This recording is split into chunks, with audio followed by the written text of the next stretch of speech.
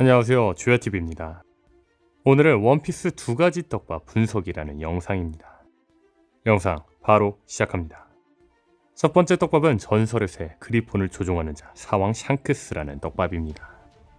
4년 전 957화에서 센코쿠는 갓벨리에 대해 이야기를 해줍니다. 그리고 센코쿠에 의하면 록스가 선쟁인 록스의 적단은 테러리스트처럼 세계 종족에게 적의를 보였으며 갓벨리에서는 천룡이가 노예를 지키기 위해 로저와 거프가 손을 잡고 록스의 적단을 괴멸시켰다고 하죠. 당시 센고쿠의 설명만 들어보면 록스의 적단은 세계 정부에게 테러를 저지르기 위해 갓벨리로 향했고 우연히 그곳에 있던 로저와 거프가 천룡이가 노예를 죽이려던 록스의 적단을 막기 위해 손을 잡아 록스의 적단을 괴멸시킨 걸로 보입니다. 그런데 최근 공개된 1096화에서는 갓벨리의 전말이 밝혀졌습니다. 1096화를 통해서 본 갓벨리에서 있었던 일은 우리가 센고쿠에게 들었던 사실과 너무나도 다르죠. 다만 제가 이번 영상에서 주목하고 싶은 건 록스의 적단이 왜 갓벨리에 갔을까입니다. 1097화 속 콩은 가프에게 전화를 하고 가프는 말합니다. 왜 그런 변경의 섬에? 이에 콩은 말하죠. 그건 말할 수 없다만 부탁하네 가프. 이 대화를 통해 알 수 있는 건 이유는 비밀이지만 누군가 변경의 섬에 갔다는 겁니다. 그리고 이어서 콩은 말하죠. 불확실하긴 하지만 만에 하나 무슨 일이 있었다간 곤란해. 그때 거프는 눈치채고 말합니다. 천룡이네 수학여행 말이냐? 나는 하치노스를 건드리지 말라고 말했었지. 너무 얕봤어. 이 대화를 통해 알 수 있는 건 누군가 어떠한 이유로 변경의 섬에 갔다고 했는데 그 누군가는 천룡이며 변경의 섬은 하치노스라는 거죠. 그리고 이어서 거프는 말합니다. 그건 해적섬의 보물이야. 그야 당연히 되찾으러 오겠지. 앞선 대화들을 종합해보자면 천룡이는 하치노스의 보물을 훔쳐갔다는 겁니다. 보물에 대해 계속 이야기하기 전에 여기서 여담으로 하나 이야기할 게 있는데 거프는 이 사실을 듣고도 여유롭게 말합니다. 호위는 충분히 붙였잖아. 왜 그렇게 겁을 내? 거프는 당연히 록스 적단이 천룡인이 훔친 보물을 되찾으러 올 걸 알았지만 호위가 충분히 있기 때문에 괜찮다고 말했다는 겁니다. 즉 천룡인의 호위, 신의 기사단은 현재 전설, 흰수염, 빅맘, 카이도, 시키가 선원으로 있던 록스 적단을 막을 수 있는 힘이 있다는 겁니다. 도대체 신의 기사단 얼마나 강한 걸까요? 물론 천룡인을 싫어하는 가프인 만큼 천룡인이 죽어도 상관없어 이야기하는 걸지도 모르지만 모든 사람의 목숨을 후중하게 생각하는 거프인 만큼 신의 기사단을 높게 평가하는 장면으로 보이죠. 자, 다시 돌아와 제가 이야기하고 싶은 건 천룡인은 하치노스의 보물을 훔쳤다는 겁니다. 그렇다면 하치노스의 보물은 무엇일까요? 물론 선주민 일소대의 상품이 악마의 열매라는 점. 빅맘이 갓벨리에 오자마자 이방 고프와 쿠마가 먹으려던 악마의 열매를 뺏으려 했다는 점으로 보아 천룡인이 하치노스에 가져온 하치노스의 보물은 악마의 열매일지 모릅니다. 다만 한 해외 사이트에서는 하치노스의 보물이 로제 적단 배에 있던 알이 아닐까라고 이야기를 합니다. 해외 사이트에서 이 생각을 한 가장 결정적인 이유는 말장난입니다. 아시다시피 오다쌤은 말장난을 아주 좋아합니다. 가장 대표적인 게 라프텔이겠죠. 많은 독자들은 라프텔이 원피스가 있는 섬 그 이상 그 이하도 아닐 거라 생각했습니다. 다만 라프텔의 뜻은 라프테일, 웃긴 이야기가 있는 곳이었죠. 즉 해외 사이트에서는 하치노스 역시 말장난일 수 있다고 이야기를 하고 있다는 겁니다. 그렇다면 해외 사이트가 풀어놓은 하치노스를 이야기해보겠습니다. 먼저 해외 사이트에서는 하치노스를 하치, 노, 스 세 개의 단어로 나누었습니다. 그리고 해외 사이트는 세 개의 단어를 하나하나 풀어놓았는데 하치는 영어로 부하다라는 뜻입니다. 그리고 노는 일본어로 모모으라는 뜻입니다. 마지막으로 스는 일본어로 둥지라는 뜻입니다. 즉 하치노스의 의미는 부하를 위한 둥지라는 뜻일 수 있다는 거죠. 그렇다면 이어서 주목할 건 원피스 떡밥 중 하나는 로저 적단이 배에 아주 큰 알을 갖고 다닌다는 겁니다. 다시 말해 부하를 위한 둥지를 뜻하는 섬 하치노스의 보물은 알일 수 있으며 로저 적단은 천룡인이 하치노스에 훔쳐 갓벨리로 가져온 알을 다시 배로 가지고 온 게 아니냐는 거죠. 그렇다면 이 알의 정체는 무엇일까요? 해외 사이트는 이 알의 정체를 지백의 이름에서 해석했습니다. 지백의 플레임은 록스디 지백입니다.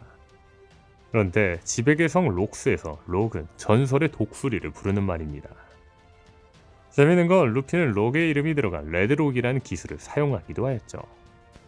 즉 로제적단 배에 있는 알의 정체는 전설의 독수리 럭이 들어있는 알이라는 겁니다. 그렇다면 이번에 주목할 건 524화 속 초파가 쿠마에 의해 날아간 새의 왕국입니다. 새의 왕국은 거대한 새가 사람을 지배하는 나라입니다. 그런데 여기서 주목할 건 이곳은 원래 보물섬으로 전해졌었다는 겁니다.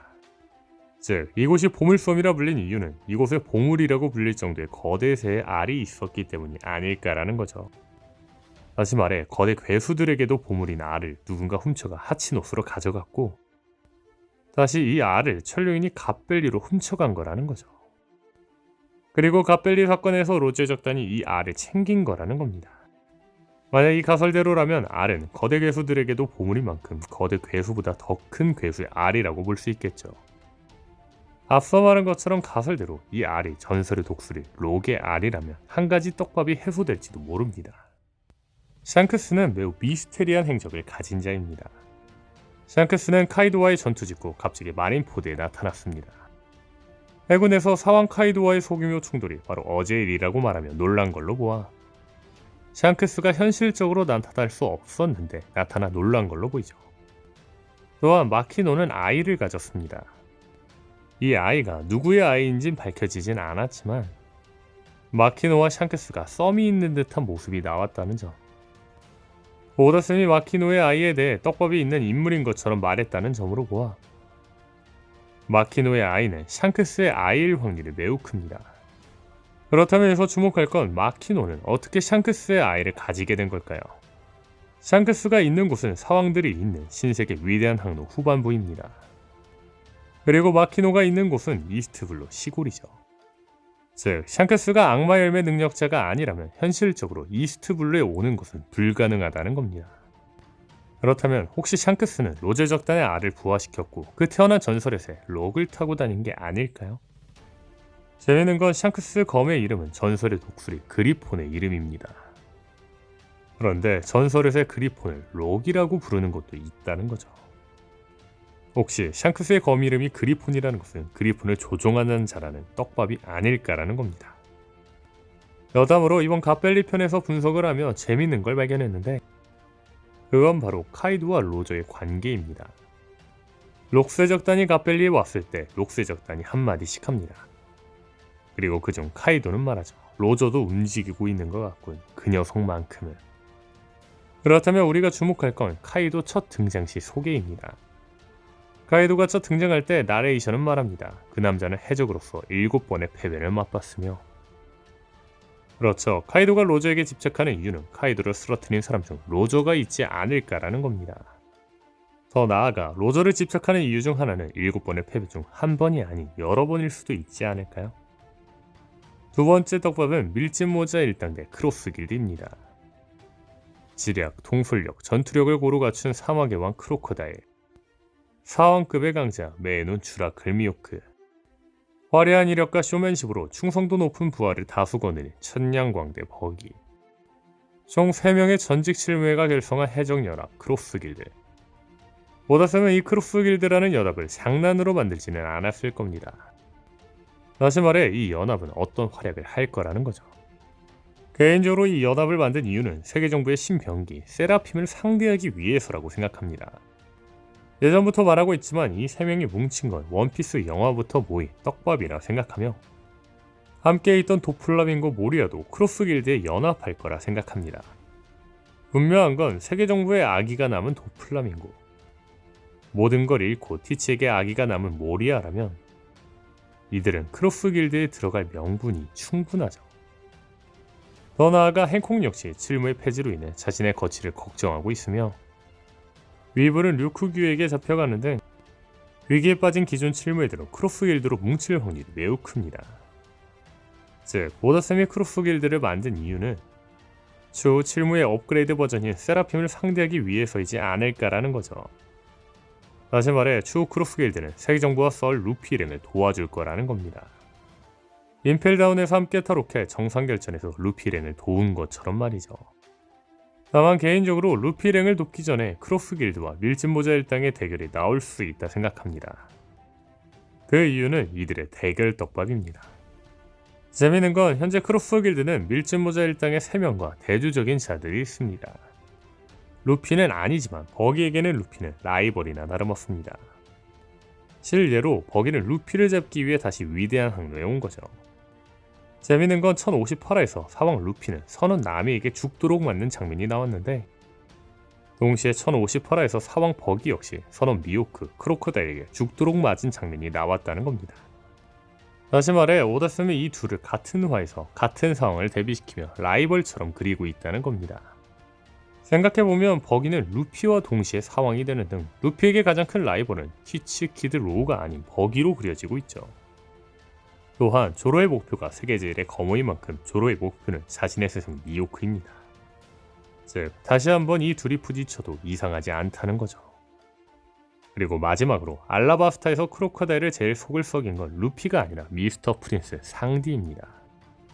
다시 말해 이 3대3 대결은 나와도 이상하지 않다는 겁니다.